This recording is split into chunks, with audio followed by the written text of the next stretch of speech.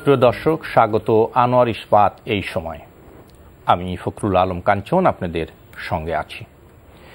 আমরা এই অনুষ্ঠানে সমসাময়িক বিভিন্ন গুরুত্বপূর্ণ বিষয় নিয়ে আলোচনা করব। আজ আলোচনা করছি বিভিন্ন স্থানে হামলার ঘটনা নিয়ে। এই জন্য আমরা তিনজন অতিথিকে আমন্ত্রণ জানিয়েছি। আমাদের সঙ্গে আছেন বিএনপি চেয়ারপারসনের উপদেষ্টা জনাব হাবিবুর রহমান হাবিব, আছেন দুজন সিনিয়র সাংবাদিক। আমি প্রথমে পরিচয় করে দিচ্ছি জনাব এম এ আজিজকে। সঙ্গে আছেন আরেকজন সিনিয়র সাংবাদিক জনাব জাকারিয়া কাজল। জনাব হাবিবুর রহমান হাবিব, আপনাকে দিয়ে শুরু করতে চাই। বিভিন্ন স্থানে যে গত কয়েকদিন যাবত আমরা দেখছি যে হামলা ভাঙচুরের ঘটনা ঘটছে, কিন্তু আমরা লক্ষ্য করছি যে প্রধান দুটি দল পরস্পরকে আক্রমণ করে এবং পরস্পরকে দায়ী করে বক্তব্য রাখছেন। এমন একটি গুরুত্বপূর্ণ ইস্যু, যেই ইস্যুতে আমাদের সাধারণ মানুষের আকাঙ্ক্ষা ছিল যে দুটি দলই একসাথে একই সুরে কথা বলবেন এবং এ ধরনের একটি জঘন্য হামলার ঘটনার তারা ঐক্যবদ্ধভাবে মোকাবেলা করবেন এবং অভিযুক্ত দায়ীদের গ্রেপ্তারে এবং দৃষ্টান্তমূলক একটা দৃষ্টান্ত স্থাপন করবেন। কিন্তু আমরা সেটা লক্ষ্য করছি না। এই ক্ষেত্রেও আমরা দেখছি যে এক ধরনের রাজনীতি চলছে। আপনাকে ধন্যবাদ। আপনার মাধ্যমে এনটিভির সম্মানিত দর্শক শ্রোতা, দেশের বাইরে যারা দেখছেন তাদেরকে আমার সশ্রদ্ধ সালাম এবং বিজ্ঞ দুজন আলোচক সাংবাদিক আজিজ ভাই এবং কাজল ভাই, তাদেরকে আমার শুভেচ্ছা। আসলে আমার বক্তব্য খুব স্পষ্ট। আপনি যেভাবে বললেন দুটি দল, প্রধানত দুটি দলের ব্যাপার তো না। এখানে আজকে স্বাধীনতার 50 বছর পর এই ঘটনাটা কেন ঘটবে, প্রথম প্রশ্ন হলো আমার এইটি। এবং এই পূজার আগে স্বরাষ্ট্রমন্ত্রী বললেন সবকিছু ঠিক আছে, আপনার আইজিপি বললেন সবকিছু ঠিকঠাক আছে, তাহলে ঠিকঠাক থাকলো না কেন? এবং এবার অন্য সময় পূজা মণ্ডপে পুলিশ থাকে, আনসার পাহারা থাকে। এবার অনেকেই বলতে শুনেছি যে আনসার পুলিশ ছিল না। আর এই ঘটনাটা ঘটলো অন্য সময় যে ঘটনাগুলো ঘটে, ফেসবুকে একজনের আইডি দিয়ে আরেকজন লিখলো, সেটাকে কেন্দ্র করে আগে আমরা নাসিরনগর বিভিন্ন জায়গায় দেখলাম, সেটা হলো আলাদা ব্যাপার।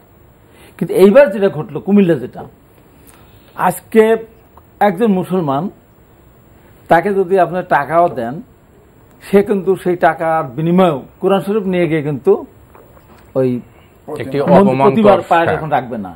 সে যত দুষ্টই হোক, যত খারাপই হোক না কেন, সে কিন্তু এই কাজটা করবে না। আর একজন হিন্দু, সেও তার মন্দিরে গিয়ে কোরআন শরীফটা রাখবে না। তাহলে গেল কি করে? তাহলে এখানে মুসলমানও করে নাই, এখানে হিন্দু করে নাই, করলোটাকে নিশ্চয়ই এটার সাথে প্রশাসন জড়িত আছে। তার কারণ প্রশাসনের তো দায়িত্ব, ওই মন্দির পাহারা দেওয়ার দায়িত্ব প্রশাসনের। প্রশাসন কোথায় ছিল? তারপর ধরেন ওখানে যখন কোরআন শরীফটা পাওয়া গেল, যখন খবর পেলো পাওয়া গেল, তখন তো ওটা নিয়ে তো বুকের ভিতরে লুকায় রাখতে পারতো না। বুকের মধ্যেই রেখেছে না, বুকের ভিতরে রাখে নাই। দেখছি তো আমরা দেখলাম তো, কোরআন শরীফ দেখলাম তো। এবং আরেকজন ওখানে স্ট্যাটাসে ফেসবুকে বলে যাচ্ছে। এইটা করে ওখানে যে কোনো ভাবে এটা বের করার কোনো ব্যাপার না, কোনো ব্যাপার না। আজকে যেখানে জঙ্গি দমনের নামে ভবিষ্যতে মার পেট থেকে জঙ্গি জন্মগ্রহণ করবে বলে মাকে মেরে ফেলা হচ্ছে, বিরাট আয়োজন করা হচ্ছে। সেখানে দেখা যাচ্ছে সারা রাত পরে ঘেরাও করে র্যাব, পুলিশ, এই সমস্ত বোম ডিসপোজাল টিম নিয়ে গিয়ে সারা রাত ধরে করে দেখা গেছে একজন মহিলা, 2টা বাচ্চা, আরেকজন লোক পাওয়া যাচ্ছে। এটা তো আমরা দেখছি এগুলো। তো সেখানে এই জিনিসটাকে অবশ্যই পুলিশ প্রশাসন খুঁজে বের করতে পারতো যে কে করেছে এটা, এখানে কে ছিল। মন্দিরে তো মুসলমানরা তো রাত্রিবেলাতে দায়িত্ব, সে তখন থাকবে না।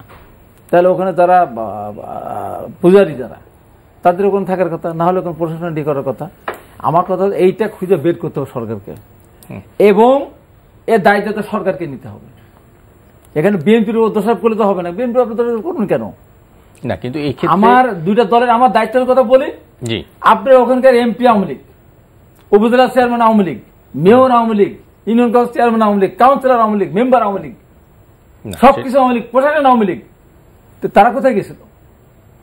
তারা ভোট পায় 2 লাখ, 3 লাখ, 4 লাখ করে ভোট পায়। বিএনপি ভোট পায় 50টা, একটা শূন্য ভোট। তো বিএনপি তো লোক নাই, তারা কোথায় গেছিল? এবং একটি ঘটনা ঘটার পরে কালকে যেমন আপনার দেলেপল্লিতে, আপনার রংপুরে যে ঘটনাটা ঘটলো, ফেসবুকে আমি আজকে দাবি করব এবং অনুরোধ করব, ফেসবুকের কোনো কিছু দেখে দয়া করে, আল্লাহ দোহাই লাগে, আপনারা কেউ কোনো আক্রমণ কোথাও করতে যাবেন না, সে যেখান থেকে যেই দিক না কেন। আল্লাহ দোহাই লাগে, এই কাজটা আপনারা করেন না, করবেন না আপনারা।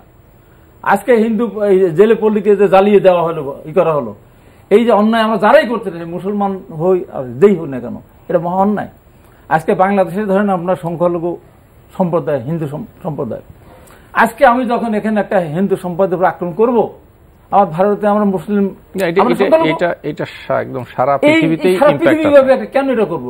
অতএব এই সাথে যারা জড়িত, সে আমি যখন বললাম যে হিন্দু করে নাই, মুসলমানও করে নাই, কে করেছে এটা হয় শয়তান না ভূত, না তো প্রশাসনের এখানে অবহেলা কেন হয়েছে, খুঁজে বের করে।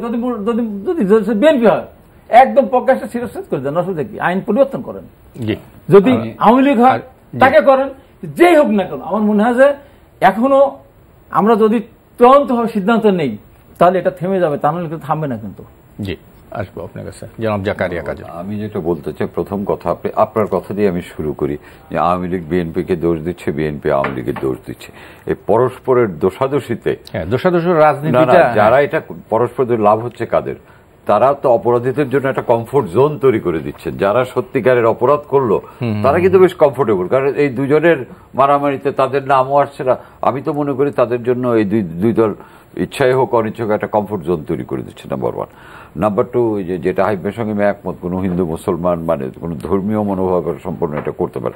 কুমিল্লার ঘটনা যেটা দিয়ে শুরু, ওটা কিন্তু কোনো প্রতিষ্ঠিত মন্দির না, ওটা হচ্ছে একটা মহল্লায় এই 10 দিনের জন্য একটা মণ্ডপ বানানো হয়, সেখানে পূজা মণ্ডপ পূজা করা হয়। ওটা কিন্তু কোনো প্রতিষ্ঠিত মন্দির নেই, এবং ওখানে 8টার পরে সব বাতি টাতি নিবে, যার জন্য ওখানে সিসি ক্যামেরাও নেই। আর হিন্দু প্রশাসনের মধ্যে যদি কেউ করে, সেও তো হিন্দু বা মুসলমানই, প্রশাসন তো কোনো বায়বীয় বিষয় না। আমার দুঃখ লাগে কোনটা জানেন, যেটা আপনার আরেকটা পয়েন্ট, যে আমাদের কোনো সংকটে দুটি দল এক হতে পারে না। এটা পিছনে অনেক কারণ আছে, সেটা ভিন্ন প্রসঙ্গ। আমি যেটা মনে করি, আমি হাইবের সঙ্গে একমত, দায় সরকারকে নিতে হবে। কারণ এটা খুঁজে বের করে যে অপরাধী, উনি আইবে খুব ভালোভাবে বলেছেন যে কি বিএনপি হলেও শিরোচ্ছেদ করে দাও, আওয়ামী লীগ হলেও শিরোচ্ছেদ, বাট আইডেন্টিফাই করো। আমি দেখলাম যে ঘটনার পর থেকে আজকে রংপুরের ঘটনা বা কুমিল্লার ঘটনা বলে চিহ্নিত করা হয়েছে, এতজনকে অ্যারেস্ট করা হয়েছে ইত্যাদি বলা হচ্ছে। যদি চিহ্নিতদের যদি অ্যারেস্ট করা হয়ে থাকে বা আইনের আওতায় আনা থাকে, তো প্রকাশ্যে বলা হোক যে এমুক এমুক এমুক চিহ্নিত, এই যে তাদের আমরা অ্যারেস্ট করেছি, বায়বীয় কথাবার্তা বলেন। আর পীরগঞ্জের ঘটনা যদি বলেন, যারা ক্ষতিগ্রস্ত তারা কিন্তু নাম বলেছে কয়েকটা, আপনারা দেখেছেন কিনা জানেন, প্রকাশ্যে বলেছে, বেশ কয়েকটা নাম বলেছে, রবিউল টবিউল একটা নামে। তো যাদের নাম বলা হলো, যার ঘরে আগুন লাগানো হয়েছে তিনি যখন চিনেছেন, কারণ করেছে তো আশেপাশের লোকজন, এর মধ্যে এলাকার লোকজন, কয়জনকে নাম উল্লেখ করে কিন্তু তারা মিডিয়ার সামনে অভিযোগ করেছে। তো কাজে এদের ধরা তো কোনো সমস্যা না। যেমন আজকে বলে যে 24 ঘন্টার মধ্যে ধরতে হবে, এগুলো বলাটা আমাদের আবার অন্য কিছু মনে করিয়ে দেয়। যেমন সাগররুনির সময় 72 ঘন্টার মধ্যে ধরা হবে, তো 72 ঘন্টা তো আজকে কযুগ গেল। কাজে এগুলো মানুষ কিন্তু এগুলো শুনতে চায় না, মানুষ অ্যাকশনটা দেখতে চায়। কাজে আমি জানি না অতীত অভিজ্ঞতা থেকে ওনারা কেন শিক্ষা নেন না। আরেকটা কথা আমার খুব কানে লেগেছে, আজকে আমাদের সরকারি দলের মহাসচিব এবং মন্ত্রী বললেন যে পীরগঞ্জের ঘটনা প্রধানমন্ত্রী সরাসরি নজরে রাখছেন। আরে বাবা, প্রধানমন্ত্রী তো সারা বাংলাদেশে নজরে রাখেন। উনি এটা বলে কি প্রধানমন্ত্রীকে গ্লোরিফাই করলেন নাকি ডিসক্রেডিট করলেন আমি ক্লিয়ার না। কারণ যদি খালি পীরগঞ্জ ওনার শ্বশুরবাড়ি এলাকা বলে প্রধানমন্ত্রী খালি পীরগঞ্জের দিকে নজর রাখছেন, এটা যখন দলের মহাসচিব বলে, এটা তো আমি মনে করি প্রধানমন্ত্রীর জন্য উনি অবমাননাকর উক্তি করেছে। I am sorry to say, কারণ মাননীয় প্রধানমন্ত্রী দেশের প্রধানমন্ত্রী, এবং উনি কুমিল্লার ঘটনায় রিঅ্যাক্ট করেছেন, সবগুলিতে করেছেন, এবং সেটাই স্বাভাবিক। এবং আমি যতদূর জানি এই প্রধানমন্ত্রী সকল বিষয় নখদর্পে রাখেন, কিন্তু তার দলের মহাসচিব যখন বলে উনি খালি পীরগঞ্জের দিকে, আমার মনে হয় যে কাজে দায়িত্বশীলদের এই জাতীয় কথাবার্তা কিন্তু দলের জন্য ক্ষতিকর, সরকারের জন্য ক্ষতিকর। এগুলি আমলের কথাবার্তা কথাবার্তা কিন্তু মানুষকে অনেক ভুল বার্তা দেয়। এই যে 24 ঘন্টার মধ্যে গ্রেফতার করবো, সঙ্গে সঙ্গে আমার সেই সাগররুনির 72 ঘন্টা মনে হয়ে গেল। 24 ঘন্টা না বললে তো আমার এই কথাটা মনে হতো না। যখন ওবায়দুল কাদের বলেন যে পীরগঞ্জ সরাসরি নজরদারি রাখছে, যদি কেউ প্রশ্ন তুলে আজকে যে তাহলে কি অন্যগুলি উনি নজর রাখছেন না, উনি তো নজর রাখছেন। কাজে এই কথা মানে আমি মনে করি যে এই কথাবার্তা কম বলে অ্যাকশনে যেতে হবে। খালি কথাবার্তা বলে মিডিয়ার সামনে গ্রেফতার হয়েছে, মানে পীরগঞ্জের ঘটনায় প্রায় 45 জনকে গ্রেফতার করা হয়েছে, 2টি মামলা হয়েছে। আমার কথা হচ্ছে আপনি যখন অভিযুক্ত তাদের মিডিয়ার সামনে যে কাঞ্চন দায়ী, কাজল দায়ী, হাবিব ভাই দায়ী, এদের আনেন, আপনি 100 জন অ্যারেস্ট করেন, এটা তো কোনো সলিড। মানুষ তো এই স্বস্তিটা পেতে চায়, মানুষ কিন্তু সরকারের কাছ থেকে এই স্বস্তিটা পেতে চায়, যে স্বস্তিটা পাচ্ছে না। আমি মনে করি অবশ্যই নিন্দনীয় এবং কোনো শুভবুদ্ধি সম্পন্ন মানুষ এটা করতে পারে না। খুঁজে বের করার মতো যথেষ্ট সক্ষমতা সরকারে আছে। আর আমি এই সুযোগে আমাদের গণমাধ্যম কর্মীদের ধন্যবাদ দিতে চাই, কারণ আমরা সেই বাবরি মসজিদের সময় দেখেছি একটা নিউজ কিভাবে স্ফুলিঙ্গ কিভাবে দাবানোর হয়েছে। এবার কিন্তু মিডিয়া কুমিল্লার ঘটনা থেকে শুরু করে অনেক দায়িত্বশীল ভূমিকা পালন করেছে। আমি একজন গণমাধ্যম কর্মী হিসেবে নিজেও গর্ব অনুভব করি, আমার সহকর্মীদেরও ধন্যবাদ জানাই। জি, জনাব এম এ আজিজ। দেখেন, গ্রেপ্তার নিয়ে জি হ্যাঁ, দুজন বক্তব্য রাখলেন, এর অধিকাংশ বিষয়ের সাথে আমি একমত। কিন্তু ঘটনাটি হচ্ছে আমাদের রাজনীতিবিদরা সবসময় বক্তৃতা দেওয়ার সময় বলে যে পৃথিবীর ভিতরে সবচাইতে সাম্প্রদায়িক সম্প্রীতির দেশ বাংলাদেশ। নিশ্চয়ই শুধু রাজনীতিবিদরা বলবে কেন? এটা আমি কিন্তু আমার বক্তব্য ওইখানেই। বাস্তবে কি দ্বিজাতির তত্ত্বর ভিত্তিতে পাকিস্তান এবং বাংলাদেশ হয়েছে, ব্রিটিশরা এটা করেছে। সুতরাং ওখানেই কিন্তু সাম্প্রদায়িক বীজ বপন করা হয়েছে। 72 সালে সংবিধানে এসে সেকুলারিজম শব্দটা, ধর্মনিরপেক্ষতাটা অ্যাড হয়েছে, কিন্তু চর্চা হয় নাই। আপনি লক্ষ্য করে দেখেন, আগে 60s 70s সমাজতান্ত্রিক আন্দোলন হতো, বিপ্লব সাকসেসফুল হওয়ার সাথে সাথে সাংস্কৃতিক বিপ্লব করত। তা আমাদের তো স্বাধীনতার পরে কোনো বিপ্লবী সরকার আসে নাই, গণতান্ত্রিক সরকার এসেছে। তাহলে তাদেরও কিন্তু এক ধরনের একটা ন্যাচারাল মানুষের মনের মনোজগতে সেকুলারিজম যে বিশ্বাস, এই বিশ্বাসটা স্থাপন করার চেষ্টা করার সেটা কোনো সরকার করে নাই। যেমন আমি বলবো যে আমাদের দেশে ইংরেজি, বাংলা, আরবি সহ প্রায় 10 প্রকারের শিক্ষা ব্যবস্থা আছে। 10 প্রকারের চিন্তা, মন মননের মানুষ তৈরি করি, যার ফলে কোনো জাতীয় ইস্যুতে আমরা ঐক্যবদ্ধ হতে পারি না, কারণ 10 রকমের চিন্তার লোক। শুধু শিক্ষা ব্যবস্থাকে আমি শিক্ষা ব্যবস্থা বলছি না, আমি বলছি যে আমাদের মানসিকতাটা তো কোনো পরিবর্তন। আমি তো বলছি যে আমরা তো বিপ্লবী সরকার, তো দেশ স্বাধীনতার পরে ক্ষমতা আসে নাই। সুতরাং আমাদেরকে তো শিক্ষা একটা টুলস, মানুষের মানসিক ওরিয়েন্টেশনের জন্য শিক্ষা ব্যবস্থা, কিন্তু শিক্ষা তো আমরা এক করতে পারি নাই। আমাদের বাংলাদেশে এখনো শিক্ষা ব্যবস্থা আছে যেটা সরকারের নিয়ন্ত্রণ নাই পর্যন্ত, স্বাধীনভাবে সার্টিফিকেট দিচ্ছে, স্বাধীনভাবে পড়াচ্ছে। তো এইভাবে তো আমার কথা হলো যে আমরা শুরুর থেকে আমরা শিক্ষা ব্যবস্থাকে এই যে মাথায় রেখে যে দ্বিজাতি তত্ত্বর ভিত্তিতে, অর্থাৎ পাকিস্তান মুসলমানদের, ভারত হিন্দুদের, এখান থেকে আমরা সেকুলারিজমের দিকে দেশের স্বার্থে যে এই প্রচেষ্টাটা চালাই নেই।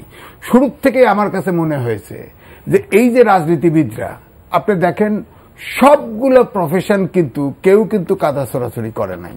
যেমন কাজল ভাই বললেন, সাংবাদিকরা প্রমাণ করেছে, অনেক অভিযোগ আছে সেলফ সেন্সরশিপ অমক সমক, কিন্তু একটি টেলিভিশন, একটি পত্রিকা দেখাতে পারবেন যেখানে কোনো সেন্সেশনালিজম হয়েছে? সাংবাদিকরা খুবই দায়িত্বশীল ভূমিকা পালন করেছে। কিন্তু রাজনীতিবিদরা শুরু করেছে, দেখেন রাজনীতিবিদরা বলতেছে এখানে বিএনপি, অলরেডি জামাতের লোক ধরা পড়ে গেছে, আবার বিএনপির লোক তাদের অ্যাকুজ করতেছে, উভয় পক্ষে অ্যাকুজ। কারণটা হচ্ছে, এটার মূল কারণ হচ্ছে দুইটা। আমাদের এখানে যেমন আগেও বলা হয় যে বৃহৎ শক্তি যতই বলুক না কেন আওয়ামী লীগ এবং বিএনপি, এখন এখানে দুইটা ভোট ব্যাংক আছে, একটা হলো মাইনরিটি হিন্দু, আর একটা হচ্ছে উগ্র মুসলিম। এই দুই ভোট ব্যাংককে নানান ইস্যুতে পক্ষে টানার চেষ্টা করা, নানাভাবে পক্ষে চালানো। এর থেকে আমার ধারণা যে এই যে সাম্প্রদায়িক ইস্যুটা, এটা কিন্তু নিয়ন্ত্রণে আনা যাচ্ছে না। কারণ যতক্ষণ পর্যন্ত মনোজগতে আপনার যে এই যে মানে না সেটা তো হলো, কিন্তু এই ঘটনা নিয়ে তো কোনো দ্বিমত নাই। সেই ঘটনার যে ঘটনাটা এখানে ঘটে গেল কুমিল্লার পরবর্তীতে আরো কয়েকটায়, সেই জায়গাগুলো তো একমত হওয়া মানে ছিল, উচিত ছিল আমাদের। সেই জায়গাটাই আমরা হতে পারছি না। জনাব জাকারিয়া কাজের কোথায় কিছু বলতে চাচ্ছিলেন নাকি? আমি যেটা বলছিলাম যে পাকিস্তানের দ্বি জাতি তত্ত্বের জন্যই তো বাংলাদেশ হলো, এটা আমরা মেনে নেইনি বলে তো বাংলাদেশ হলো, তাই না? কাজেই আমি যেটা মনে করি এটা খুবই দুর্ভাগ্যজনক যে স্বাধীনতার 50 বছর পরেও এই দেশে কিন্তু মানে বাংলাদেশ বিরোধী একটা শক্তি আছে, এটা অস্বীকার করার কিছু নেই। কিন্তু আমি আবারও বলছি, আমি হ্যাঁ সরকারের অনেক কথা আমি বললাম, সরকার কিন্তু কিছু কিছু স্টেপ যেটা নিয়েছে, অ্যারেস্ট করছে, সাময়িকভাবে ইয়ে করছে, এই দায়িত্বটা তারা পালন করছে। কিন্তু আমি যেটা এখানে একটুখানি একটা কথা বলতে চাই যে আমরা যে এত বিপুল অর্থ ব্যয় করে গোয়েন্দা পুষি, তারা কি করেন? গোয়েন্দাদের কি কাজ খালি ওই ইয়াবা ধরা বা গুলশান বনানীতে কোন বাড়িতে মিনিবার আছে এগুলো ধরা? এগুলির বিষয়, এগুলি বাদ দিয়ে গোয়েন্দাদের মধ্যে যেমন এবার কিন্তু বলা হয়েছিল নিরাপত্তা খুবই ভালো ছিল, ভালো শেষ পর্যন্ত ঘটনা।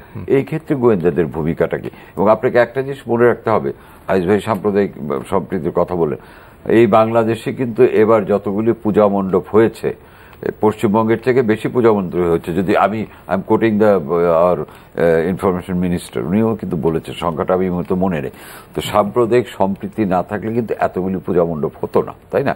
এবং পূজাটা তো আমাদের ছোটবেলা আমরা দেখেছি এর সার্বজনীন, যদিও এখন এই যে ধর্ম যার যার উৎসব সবার বলা হয়, কিন্তু আমরা কিন্তু এইসব স্লোগান টোগানের আগে থেকে মুসলমানরা পূজার বাড়িতে যেত, তাদের জন্য আলাদা খাওয়ার ব্যবস্থা থাকতো, এগুলো তো আমরা দেখেছি। এটা অস্বীকার করার কোনো, কেউ যদি অস্বীকার করেন যে বাংলাদেশ সাম্প্রদায়িক সম্প্রীতির দেশ না, এটা বোধ হয় অতি কথা। আমার এখানে খুব পরিষ্কার ভাই যে জিনিসটা আসছে এখানে সেটা হলো যে রাজনীতিবিদদের মধ্যে এই যে একটা অনৈক্য, এই অনৈক্যর ফায়দাটা তৃতীয় পক্ষ নিচ্ছে কিনা? না, এটা তৃতীয় পক্ষ নিচ্ছে না, এটা সরকারের খেলা। আমি বুঝি না। বর্তমান তো দ্রব্যমূল্য নিয়ে মানুষ অস্থির। আমি উত্তরবঙ্গের ছেলে, আপনি দেখেন তো উত্তরবঙ্গ থেকে আসতে, আমার পাবনা থেকে আসতে 12, 14, 18, 20 ঘন্টা সময় লাগছে। সেটা একটা ব্রিজ, একটা ব্রিজ না, এই কারণে না না, আপনার যমুনা ব্রিজের সংস্কার করতেছে, নকলা তো একটা আছে। এটা এই যে জিনিসগুলো, তাহলে আপনাদের এটা হয় আধুনিক যুগ, আমরা ফেরি 4টা 10টা ফেরি দেন কেন? সেই ম্যানেজমেন্টের হয়তো ব্যাপারই তো নেই, বুদ্ধি। এখন সেতু মন্ত্রীর মুখ দিয়ে কথা বলতে বলতে থুতু বের হয়ে যায়। আমার নেতা, শ্রদ্ধ নেতা, হ্যাঁ, এই কথা বলাতে আমি মানে ইচ্ছা করে বলতেছি না। উনার নিজের কাজ বাদ দিয়ে উনি বিএনপির পেছনে করতে, বিএনপি দায়িত্ব তো সরকারের। এবং আমাদের বাংলাদেশে মানে বিতর্কিত কিছু বিচারপতি সাবেক আছে, উনি পরিষ্কার বললেন যে তারেক রহমান লন্ডন থেকে টাকা পাঠিয়েছে। আরে তারেক রহমান লন্ডন থেকে টাকা পাঠিয়েছে, এই যে কিছু, তারপরে আপনার এত টাকা, কাজল ভাই যে কথাটা বললেন, খালি গোয়েন্দার কথা বললেন, তো এই সরকার আসার পর 300-400 গুণ বেতন বৃদ্ধি করছে। না সেটা তো ভিন্ন প্রসঙ্গ, কিন্তু আমার যেটা ভিন্ন না, 300-400 গুণ আমরা বেতন বৃদ্ধি করেছেন, আপনার সংখ্যা বৃদ্ধি করেছেন, কয়েক গুণ সংখ্যা বৃদ্ধি করেছেন। এত পুলিশ, এত আনসার, এত কিছু গেল কোথায়? কোথায় গেল তারা? আইন শৃঙ্খলা রক্ষা বাহিনী কি করলো? তারা রক্ষা বাহিনী থাকলেও একটি রাষ্ট্র, দেশ তো একদম অপরাধ শূন্য হয়ে যেতে পারে না, হবে না। অপরাধ শূন্য পাবে না, এটা রোধ ঘটে না তো। আজকে স্বাধীনতা 50 বছর পর জামাত দোষ দেওয়া হয়, জামাত বিএনপি, হ্যাঁ, 75-এর পরে জামাত বিএনপি 4 দলের জোট ক্ষমতায় ছিল, বিএনপি ক্ষমতায় ছিল, এরশাদ রাষ্ট্রধর্ম করেছে, তখনও কোনো মন্দিরে কোরআন শরীফ নিয়ে রাখে নাই। অনেক ঘটনা তো তখনও ঘটনা ছিল না,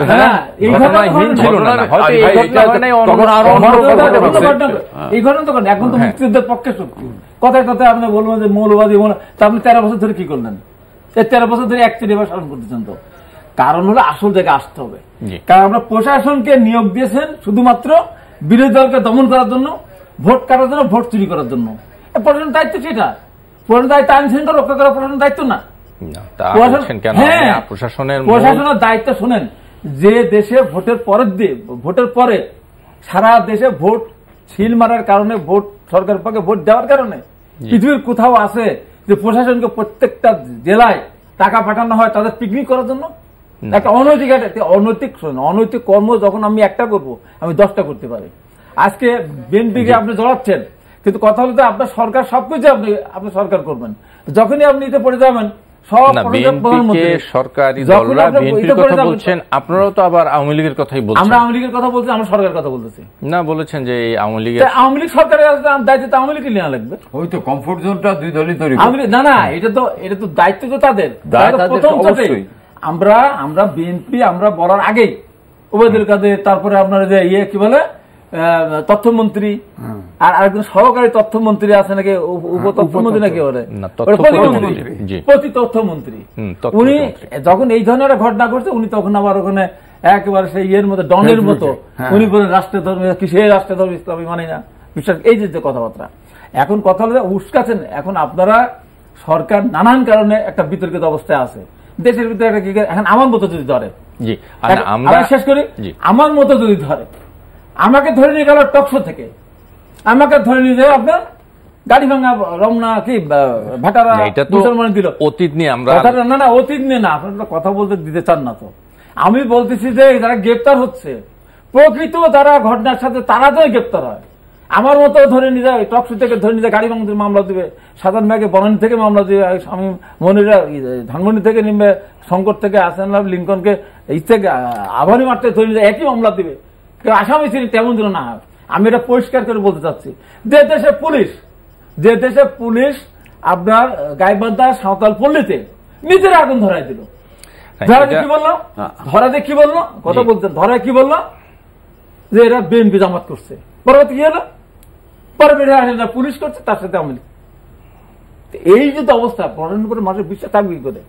যে প্রশাসন আমার দিনের বেলা রাতের বেলা ভোট কেটে দেয়, সেই প্রশাসনকে সবকিছুতে ভোট নিয়ে আসলে আবার ভোট অবশ্যই আলোচনা অন্যদিকে চলে যাবে। ভোটের কারণে অবস্থা। আমি যেটা মনে করি, সরকার গায়ের জোরে আছে বলে এরা বিভিন্ন ভাবে বিরোধী দলকে আটকানোর জন্য নানান কাহিনী।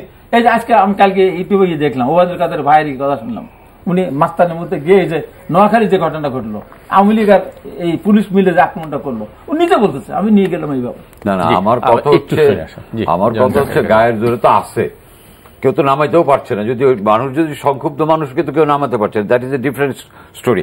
আমি যেটা বলতে চাই, প্রশাসন, আমি কিন্তু এটার সঙ্গে একমত যে প্রশাসন ব্যর্থতা, কারণ আমরা সকল কিছুতে রাজনীতিবিদদের দোষ খুঁজি, তাই না? উনি যেমন বলেন এখন তো আওয়ামী লীগের কে এমপি, উপজেলা চেয়ারম্যান, এটা পূর্ণিমার সময় সব বিএনপির ছিল, সেটা ব্যাপার না, আমি ওইদিকে যাবো না। খালি আমরা আজকে দেখেন, দুর্নীতি হলে রাজনীতিবিদ, অপকর্ম করলে রাজনীতি। আজ পর্যন্ত কোনো আমলার বিরুদ্ধে কোনো শাস্তি নিতে দেখছেন? এরশাদ আমলক, বিএনপি আমল, আওয়ামী লীগ আমলক, কোনো আমলাকে কোনো অপকর্মের দায় নিতে বা কোনো অপকর্মের দায়ে জেলে যেতে দেখেছেন? আমি মনে করি এই যে আমলাতন্ত্র যেটা আছে, এর মধ্যেও মানে যারা ক্ষতি করতে চায় বা যারা অনুপযুক্ত বা বিভিন্ন সময় বিনিয়োগের, এখন তো বাংলাদেশে 50 বছর স্বাধীনতার পরেও তো মুক্তিযুদ্ধ বিরোধী শক্তি আছে, তো অস্বীকার, এই আমলাতন্ত্রকে জবাবদিহিতার আওতায় কেন তারা ফেল করলো? হ্যাঁ, সরকার কিছু পদক্ষেপ নিয়েছে, কিছু পুলিশ কর্মকর্তাকে যারা ওইসব এলাকায় ছিল তাদের বদলি করেছে, এটা প্রশংসাযোগ্য, হয়তো ভালো লোক দেবে, কিন্তু আমলাতন্ত্রের বোধহয় একটা যাচাই বাছাই দরকার, কারা আসলেই প্রকৃত আমলাতান্ত্রিক কাজটাই করেন বা অন্য কাজ করেন, বা যে কারা অযোগ্য। অযোগ্যতা যেমন ক্ষমাহীন, অযোগ্যতাও ক্ষমাহীন, আবার কেউ যদি কোনো কিছুতে ইন্ধন দেয় সেটাও ক্ষমাহীন, দুটাকে সমান গুরুত্ব দিয়ে ব্যবস্থা নেওয়া উচিত। আমি কিন্তু মনে করি আমলাতন্ত্রের বিরুদ্ধে, আমলাতন্ত্রকে যাচাই বাছাই করে দক্ষতা এবং উদ্দেশ্য নিরূপণের এখন একটা খুব চমৎকার সময় এবং জরুরি প্রয়োজন। দেখেন, ঘটনা ঘটল 4 দিন আগে, আজকে কেন রংপুরে কেন ঘটবে? আসলে কি আইন শৃঙ্খলা বাহিনী সজাগ ছিল? কুমিল্লার ঘটনা ঘটার পরে সারা দেশের পূজা মণ্ডপে তো পুলিশ তো অবশ্যই ডিউটি থাকার কথা। জি, সেটা ছিল। তো তাহলে ঘটলো কেন? না, ঘটলো রংপুরের ঘটনা, যে জিনিসটা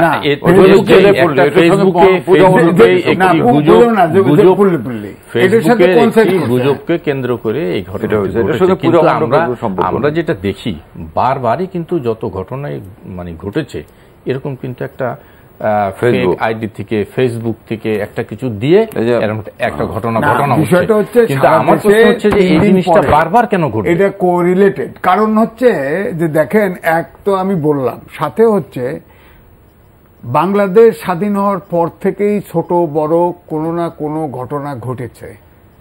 আমরা বক্তব্য দিয়েছি পৃথিবীর শ্রেষ্ঠ সাম্প্রদায়িক সম্প্রীতির দেশ, কিন্তু একটি মামলার বিচার হয় নাই, একটিরও না।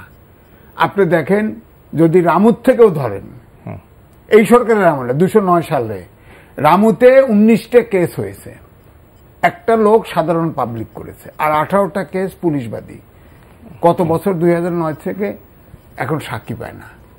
এটা হলো নাসিরনগরে আপনার ওখানকার চেয়ারম্যানরা এটার ভিতরে আসামি হয়েছে। এরপরে চেয়ারম্যান একটা নমিনেশন দিতে নিচে ইউপি, প্রোটেস্ট হয়েছে, তখন তাকে উড্ড করে নেওয়া হয়েছে। তার মানে তো ওখানে কারা নেতৃত্ব দিচ্ছে এটা তো জানা, বিচার হচ্ছে না। আর তার আগে যদি যান, আপনার ধরেন বটমূলে ছায়ানটে যে হামলাটা হলো, আজ পর্যন্ত এটা তদন্ত হয়ে বের হয়েছে? পারে নাই। তো এই জন্য আমি বলছি তা না, তদন্ত হয়েছে, অ্যারেস্ট হয়েছে, মামলা চলছে, চলমান। বটমূলেরটা মূল ইস্যুটা কিন্তু ফাইন্ড আউট হয় নাই। আমার বক্তব্য হচ্ছে যে এখানেও যে ঘটনা, যেমন এই যে হাবিব বললেন যে কোরআন তো মুসলমান ছুঁইতে গেলে পবিত্র না হলে ছয় না পর্যন্ত, উযু না করে ছয় না। আর হিন্দু তার পূজা মণ্ডপ অসুবিধা হতে পারে, তার পূজা ক্ষতিগ্রস্ত হতে পারে, সে কেন রাখবে? তার মানে এখানে অবশ্যই থার্ড পার্টি থাকতে পারে, এই সন্দেহটা আছে। সুতরাং এখন আপনি যদি সরকারের উচ্চ পর্যায় থেকে বলতে থাকেন অমুকে জড়িত, অমুকে জড়িত, তাহলে বিচারটা হবে কি করে? তাহলে যদি এতই জানতেন, তাহলে এতগুলো দেশ স্বাধীন হওয়ার পরে এত সব সরকারের সময় কম বেশি ঘটলো, অ্যারেস্ট হচ্ছে, যে সত্য কি মিথ্যা কেমনে বুঝে? এটা তো কনফিডেন্স মানুষ আসতেছে। আমার মতো করে, আপনার মতো করে যদি এটা তো কোনো তর্ক না। আমরা অভিযোগ হয়েছে, মামলা হয়েছে কিছু লোক, এখন আপনি যদি বলেন যে এটা ওই আমার মতো অ্যারেস্টিরা, এটা তো প্রমাণ করতে হবে আদালতে যে কি। না, এখানে একটা জিনিস আমি বলি, এই যাবৎকাল যতগুলি ঘটনা ঘটছে নাসিরনগর থেকে শুরু করে, রামু থেকে শুরু করে, সেদিন সিলেটে যেটা হলো, সবকিছু ঘটনা ঘটার সঙ্গে সঙ্গে দোষ দেয় কার? জামাত বিএনপি। আর সবগুলো ঘটনার সাথে পরে জড়িত কারা? আওয়ামী লীগ। এমনকি কুষ্টিয়া আওয়ামী লীগ কেন জড়িত? আওয়ামী লীগ লোকেরা ধরা পড়তেছে তো, কোথায় নাম বলে কেন? নাসিরনগরে সেদিন কি এখানে তো জামাতকেও ধরতে পারে নাই, বিএনপিকে ধরতে পারে নাই। যেমন আপনার যে নরেন্দ্র মোদী আজকে কেন্দ্র করে, হ্যাঁ, আপনার এই নারায়ণগঞ্জে যে ঘটনা ঘটলো, তো ঘটনা ঘটার পর আমাদের ওখানকে ইয়ে করলো কাকে, আসামি করলো কাকে? আমাদের এক্স এমপি গিয়াসউদ্দিনকে, তার ছেলেকে। এখন কথা হলো কি, শোনেন, একটি ঘটনা, সব ঘটনা আজকে বাংলাদেশে এই যে মামলাগুলি আছে আমাদের সময়, যে দেশে নির্বাচনকালীন সময়ে কোনো ঘটনা কোথাও ঘটে নাই, সবকিছু ঘটনা বায়বীয়, কিছু ঘটনা ঘটেছে আওয়ামী লীগ নিজেরা করে, পুলিশ নিজে ঘটনা ঘটেছে, ওটা আমাদের নামে হাজার হাজার মামলা দিয়ে আমাদেরকে অ্যারেস্ট করলো। কথা বলতে দেন, হাজার অ্যারেস্ট করলো। কুষ্টিয়াতে যে বঙ্গবন্ধুর মূর্তি যে এই ভাঙার যে ব্যাপারটা, ভাস্কর্য ভাঙার ব্যাপারটা, সেটা কি বেরোলো পরে? এই যে জিনিসগুলো, আমার কথা হলো যে সরকার যেখানে নীতিগত ভাবে একেবারে অনৈতিক সরকারকে দিয়ে ভালো কিছু আশা করার কোনো সুযোগ নাই। স্বাধীনতার 50 বছর পরে আওয়ামী লীগ রাষ্ট্রীয় ক্ষমতায়, আজকে বলা হয় এই দেশের যে ভোট ব্যাংক যদি বলা যায়, সংখ্যালঘু সম্প্রদায় আওয়ামী লীগকে ভোট দেয়। এবং আজকে দেখেন, আমি চ্যালেঞ্জ দিয়ে বলছি, সারা বাংলাদেশে আমাদের তো বয়স কম হয় নাই, 70-এর কাছাকাছি, 66 পার হয়ে গেছে। আপনি দেখেন যে সারা বাংলাদেশে যত সম্পত্তি, হিন্দুদের সম্পত্তি, সব সম্পত্তি 99% সম্পত্তি দখলকার আওয়ামী লীগের। হিন্দু মেয়েদের তো বিয়ে করছে জোর করে, তাও আপনি দেখবেন আমি 90%-এর উপরে, আমি বলছি যে যাদের, আমি সেটা বলছি না, আমি বলছি যে এই যে সংখ্যালঘুদের বিএনপির বিরুদ্ধে দোষ দেয়। আপনি জানেন বিএনপির কয়টা লোক সংখ্যালঘু মেয়েকে বিয়ে করছে?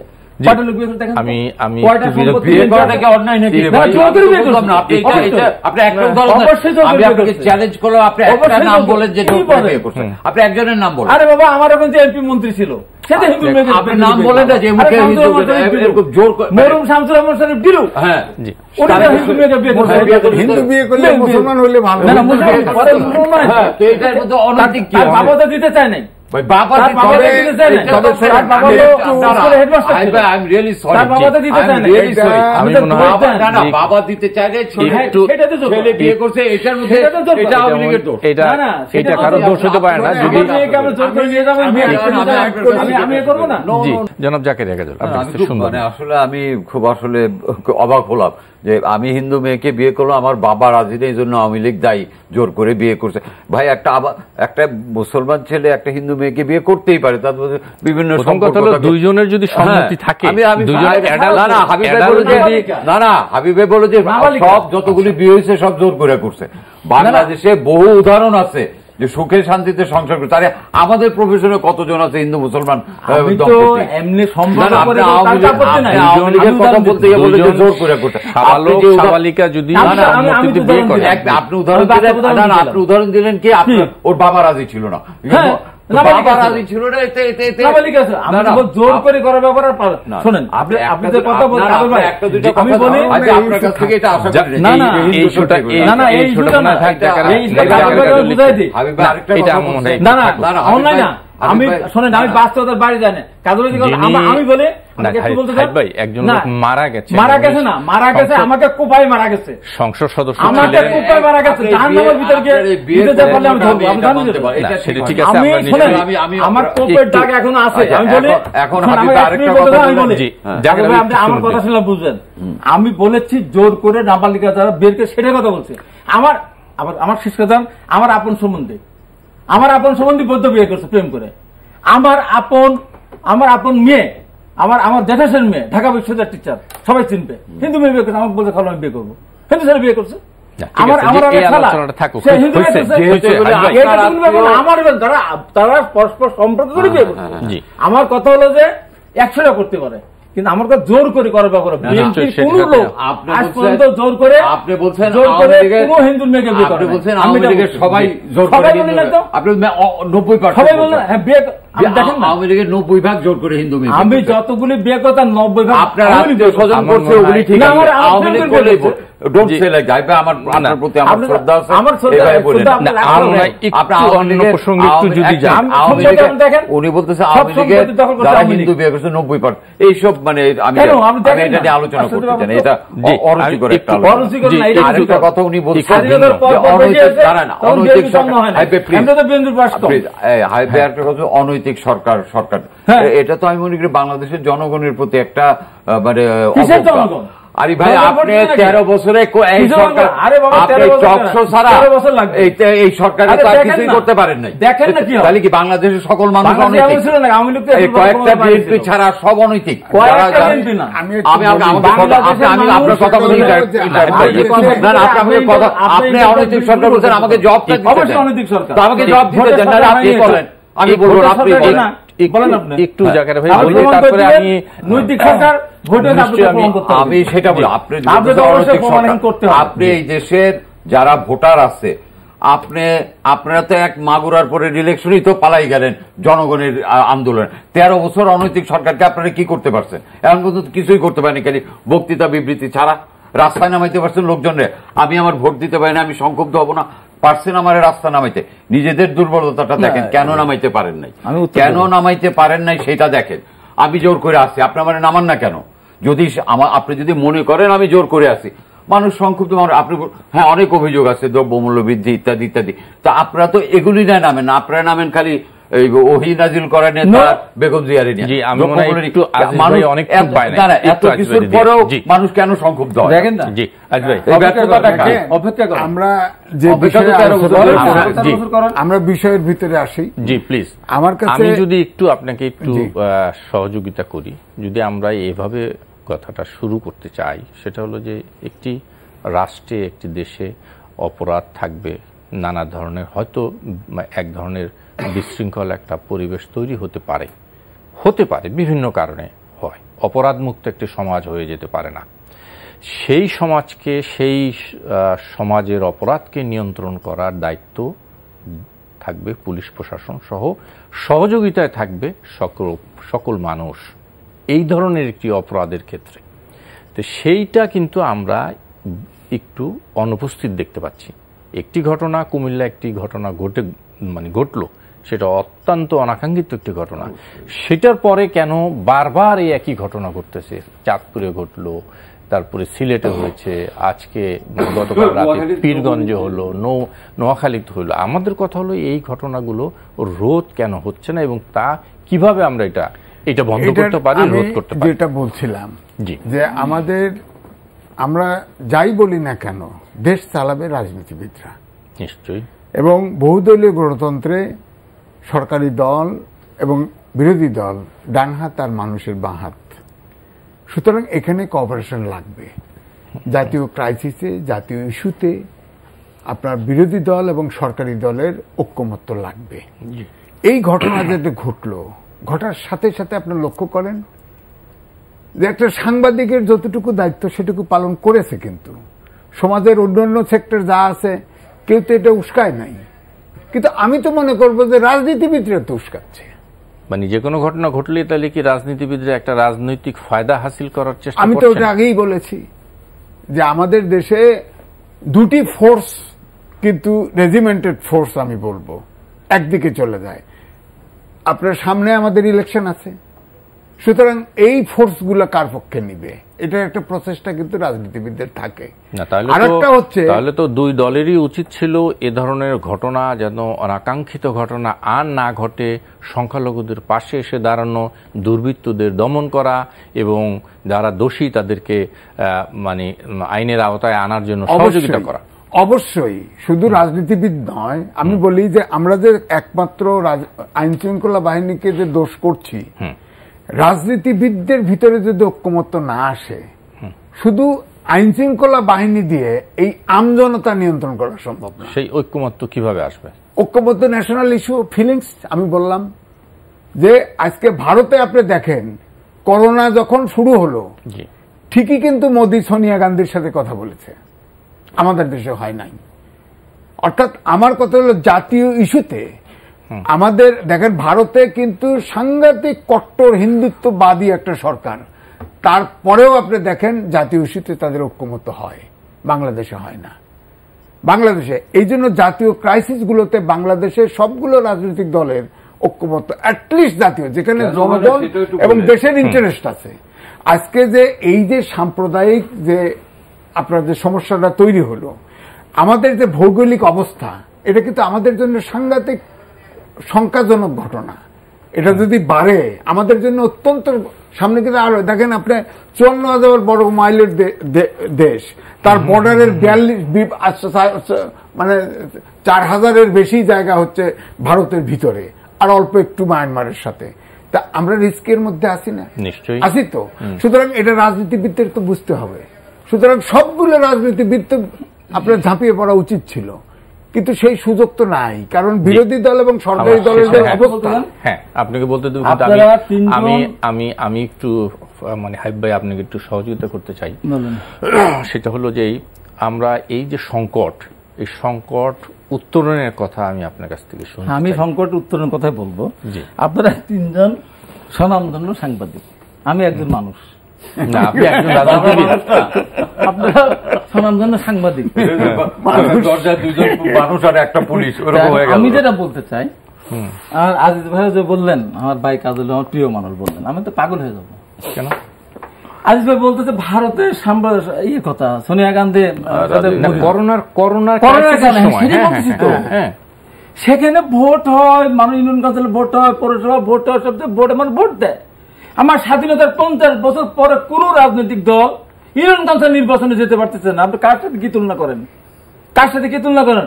আমার বাংলাদেশের সবচেয়ে জনপ্রিয়, সারা পৃথিবীর মধ্যে সবচেয়ে জনপ্রিয় নেত্রী দেশটিতে বেগম খালেদা জিয়া, তার শারীরিক অসুস্থতা, এখন উনি হাসপাতালে, কত অনুনয় বিনয় গেল। আমি নিজে বললাম ঠিক আছে ওনাকে বাইরে পাঠাতে দেন, উনি যদি আদালতের উনি যদি ই হয়ে থাকে, সম্পদ হয়ে থাকে, আমানত হয়ে থাকে, উনি ফেরত না আসে করে আমি জেলে যাবো, ওনাকে পাঠান আমি জেলে যাবো, না যতদিন আসবেন ততদিন জেলে থাকবো। উনি ফেরত না আসলে আমাকে ফাঁসি দেয় নাই, ফাঁসির কাজটা তাও একজন ভদ্র মহিলা যিনি 3-3 বার বাংলাদেশের প্রধানমন্ত্রী হয়েছেন, তাকে অন্তত বিদেশের সুযোগ দেয় বলে। সেখানে কি হতো? বেগম খালেদা জিয়া বিদেশে ট্রিটমেন্টে গেলে কি হতো? আইন আমরা বানাই নাই। আর বেগম খালেদার জন্য তো আইন বানাতে হবে। আমরা সার্বজনীন জন্য আইন বানাই নাই। পৃথিবীর কোন দেশে আছে যে প্রধান বিচারপতি বলবে যে আমি দায়িত্ব নিতে পারি, আমাকে আবার প্রধান বিচারপতি পদে ফিরে আসতে হবে? এই যে অবস্থা আমরা করি নাই।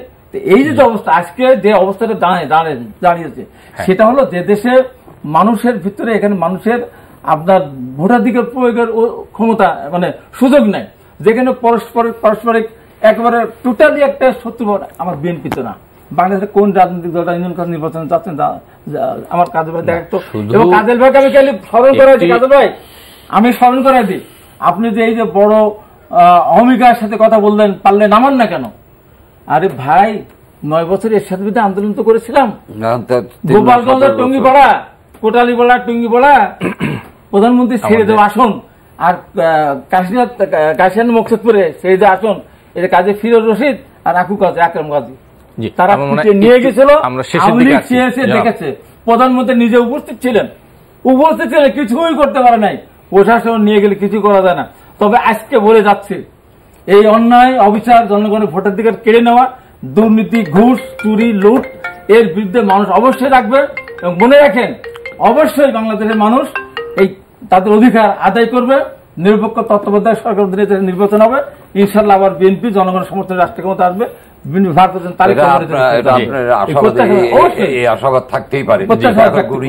আমরা শেষের দিকে আসছি। যেটা বললেন আজিজ ভাই, বললেন যে দুই দল মানে দুই নেত্রী এক হয়, পরিবেশটা তো লাগবে। আমি আপনার লাশ দেখতে যাব, আপনি দরজা বন্ধ করে দিবেন, গ্রেনেড মেরে আমার উড়াই দিবেন, তো এই সহমর্মিতাটা আসবে কোত্থেকে? আমি এই সহমর্মিতার ক্ষেত্রটা তো তৈরি করতে হবে, তৈরি করার জন্য তো উদ্যোগ নিতে হবে, বা আমি যেগুলো করছি এগুলোর জন্য আমার দুঃখ প্রকাশ করলেও তো একটা হয়। তো এইখানে তো মুখ দেখা দেখি কি কারণে বন্ধ, তো সেখানে আমরা তো ওইটা আশা করতে পারি। আর আমি যেটা মনে করি, আমি প্রসঙ্গে আসি, আমি মনে করি যাদের গ্রেফতার করেছে সরকার, বললো যে আপনিও বললেন যে 45 জনকে গ্রেফতার করেছে, কুমিল্লার ঘটনায় গ্রেফতার করেছে, আমি আশা করব এগুলির সঠিক বিচার হবে এবং কাদের গ্রেফতার করছে তো প্রকাশ্যে আসুক না, কারণ গোপনের কিছু নেই। কারণ এই দেশে তো বিচারহীনতার একটা সংস্কৃতি তো তৈরি ছিল, সেই সংস্কৃতি তো ইন্ডেমনিটি সেই সংস্কৃতি তো ভাঙা হয়েছে, এই সরকারই ভেঙেছে। আশা করব ওই ক্ষেত্রে যেভাবে ভেঙেছে এবং বিচারের চালু হয়েছে, এই ক্ষেত্রেও সেটা হবে। একদম 10 সেকেন্ড আমি শেষ। আমার কথা হলো, রামুতে যারা ঘটনা ঘটিয়েছে এটা কিন্তু মানুষ কিন্তু বোঝে, আইন শৃঙ্খলা বাহিনী খুঁজে পায় না। আপনার নাসিরনগরে কারা ঘটাইছে এটা কিন্তু মানুষ বোঝে, কিন্তু পুলিশ খুঁজে পায় না। আমার এলাকার সুজানগর, পাবনার, সেখানে কারা ঘটাইছে সেটাও জানে, বিচার নাই। গাইবান্ধায় ঘটাইছিল কে এটা জানে কারা, সবই জানে, বিচার হয় না যতক্ষণ পর্যন্ত। একটা কথা বলে আমার ভাই কাজল যে কথা বললেন যে কোকো মারা গেলে প্রথমে দেখা করতে গেছিলেন, আপনি কি জানেন যে সেদিন 2টা মামলা বেগম খালেদা জিয়া নামে যাত্রাবাড়ি থানায় বোমাবাজি, তার সাথে তো যাওয়ার কথা ছিল, কথা বলে যাবে, কথা হয়েছিল। উনি ঘুমিয়ে আছেন, ঘুম থেকে উঠলে উনাকে খবর দিল, তার আগে উনি গেছেন ঘুমন্ত মানুষের দেখা করতে। এই জন্য যাবে কেন, জনাব হাবিবুর রহমান হাবিব এবং জনাব জাকারিয়া কাজল, আপনাদের 3 জনকেই অনেক অনেক ধন্যবাদ। দর্শক, এই ছিল আমাদের আজকের আয়োজন। আগামী অনুষ্ঠানে আবার দেখা হবে। শুভরাত্রি।